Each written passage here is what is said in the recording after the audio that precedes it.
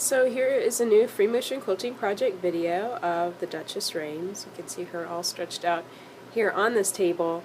And I want to specify, a quilt like this is very different, a very different process from just any old typical bed quilt. Because of the level of trapunto, just how much extra batting was put in this in order to make these areas puffy, it's kind of causing the whole quilt to want to shrink up into the center. And so for the first time, I'm seeing things, you see this little ripple through here? Now if I left that, especially like right there, if I left that in and basted it in, then when I get into this section and I start quilting, that would be really ripply and baggy, and I'd probably have to really work on that area to quilt it out and quilt it smoothly. So this is the first time I've had to take a quilt top and put it under the same tension as the backing.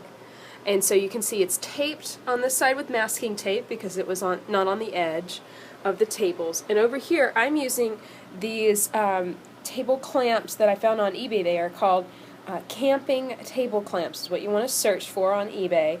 And that inspiration came from Cindy Needham's Craftsy class. I found out about those. I typically also use elastic. I'm not messing with the elastic this morning simply because this is a pretty delicate quilt top, and I want to be really careful it doesn't get stretched too far or ripped or anything happen to it at this stage.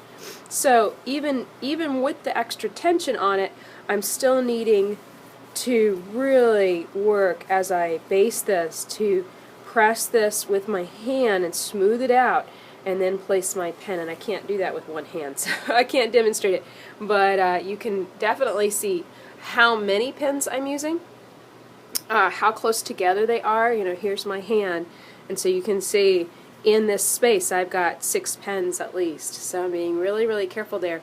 And I am using these straight pens, and then I'm going to cap them with pen moors on the ends, so that way they're nice and secure and they're not going to go anywhere. They're going to be locked into the quilt. So let me grab a pen more and I can show you what this works.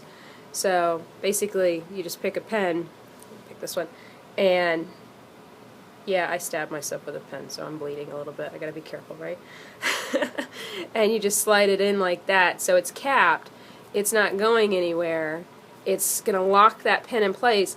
And the nice thing about these is they're real easy to take off whenever I'm free motion quilting, and that will be really important as I start quilting this quilt. So I'm hoping to finish up this basting, then move on to the next step of this process.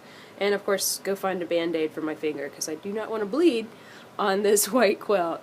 Okay, my name is Leah Day, and this is a project video for the Free Motion Quilting Project.